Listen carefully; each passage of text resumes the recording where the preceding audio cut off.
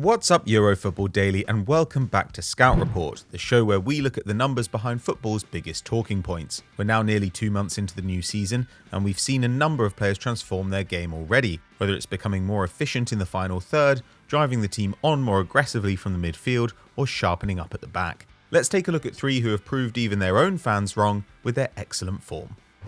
Granit Xhaka.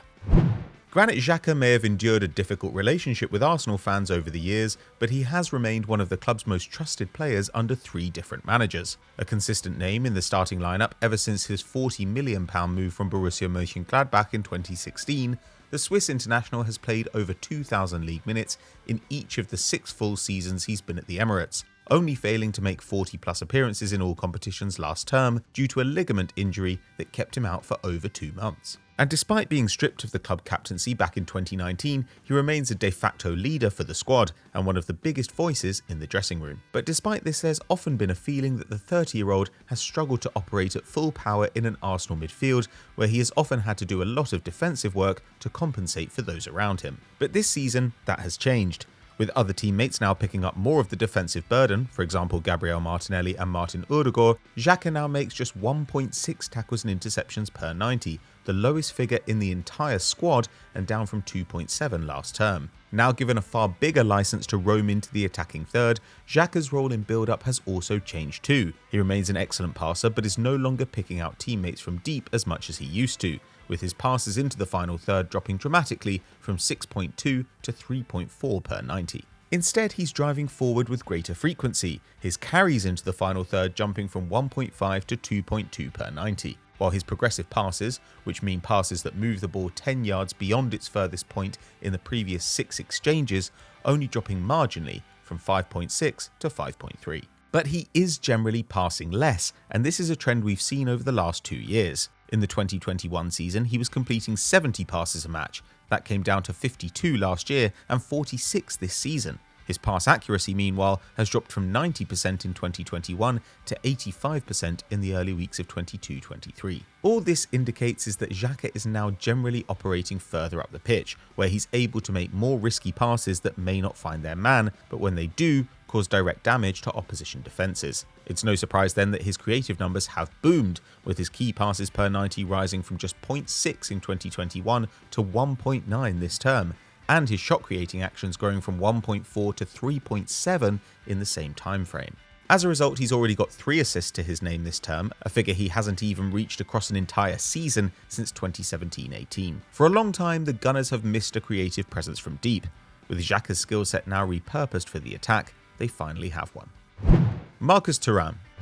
Following a super impressive first season at Borussia Mönchengladbach, in which he registered 10 goals and 8 assists in 31 Bundesliga appearances, helping the German club qualify for the Champions League for just the 2nd time in 8 years in the process, Marcus Thuram saw a decline in his performances over the following 2 campaigns, with injuries and a general lack of trust from manager Adi Hütter limiting him to just 8 starts last term. But the former Gangon man has gone off like a rocket under new coach Daniel Farke, netting 3 times in his first 4 games and registering 2 assists as well, averaging a goal involvement every 126 minutes, around the same as he was managing in his excellent 2019-20 campaign. One of just 2 outfield players in the Mönchengladbach squad to have played every league minute so far, Thuram has quickly become a key player in Farke's side. And whereas before he split his time between the centre and the left, with Breel Mbolo generally the preferred striker, he's now playing all his football at centre forward, following Mbolo's move to Monaco. And in a side that is actually taking fewer shots per game than last term,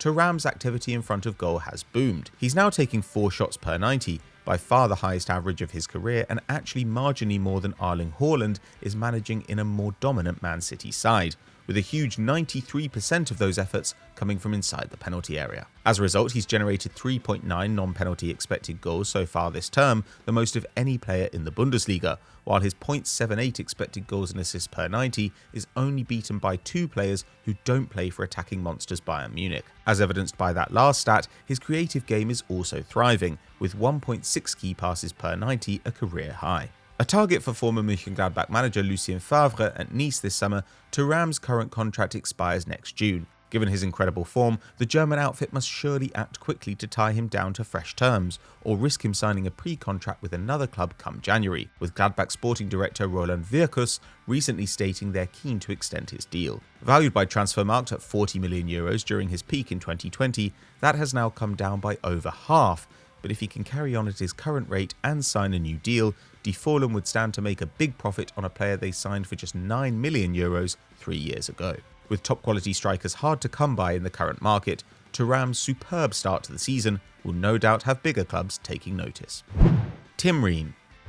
Fulham vice-captain Tim Ream may have been almost ever present for the club in the Championship since moving from Bolton back in 2015, but until this season he'd always struggled to make the step up to the Premier League. He led a defence that conceded 81 goals en route to relegation in 2018-19 and simply wasn't trusted by manager Scott Parker when they returned in 2020, making just 7 appearances all season and staying glued to the bench for 30 straight games between October and May. So while Cottagers fans have always held a lot of respect for the veteran defender, there were legitimate concerns that he hadn't been upgraded in the summer. But on the eve of his 35th birthday, it appears the US international has finally found his feet in the English top flight. Fulham sit 6th in the table at the time of recording, having lost just 2 of their opening 7 games, a run that's included trips to Arsenal and Tottenham and an opening day encounter against Liverpool. And while this isn't just down to Ream, a certain Alexander Mitrovic has started the season in incredible form at the other end of the pitch, his influence is notable. The former New York Red Bull has made 27 interceptions so far this season, by far the most of anyone in the Prem, and a figure that ranks him in the top 2% of centre-backs in Europe. Meanwhile, his 5.1 tackles and interceptions per 90 is only marginally lower than all-action midfielder João Palhinha, whose very physical presence in front of the back line has helped Ream focus more on his own strengths, reading the game, blocking off passing lanes, and marshalling the players around him. He may be pretty slow, but Ream is making up for that with improved positioning and awareness, and this can also be seen in his ability to stop balls over the top. The American now wins a massive 82% of his aerial duels, the best average in the Fulham squad, the 6th best among centre-backs in the Premier League, and up from 55% 2 seasons ago. With defensive partner Tosin Adarabioyo winning an impressive 80%, it should bode well for Marco Silva's side's ability to defend set pieces as the season progresses. One area where Ream has always been relatively strong is in his passing, and his 4.3 balls into the final third leads the squad this term. With the West London outfit becoming more effective in transition, Ream's ability to get the ball upfield quickly has been useful in this regard, and when it comes to winning the ball back as a team, he's also impressed, ranking in the top 11% of centre-backs in Europe for pressures in the middle third, while 33% of his pressures result in the side winning possession, the best average in the squad after the aforementioned Palhinha. With the World Cup on the horizon, Ream's excellent start to the 22-23 campaign led to talk of a return to the US men's national team. Having missed out on the latest squad, it seems unlikely, but carry on his current form and a mid-season break will be very well deserved. So those are 3 players winning over the fans this season, but who else deserves a shout for their resurgence? Let us know in the comments below. If you've enjoyed this video, drop us a like and subscribe to the channel, hit the notification bell, and you'll never miss an upload. We'll see you next time.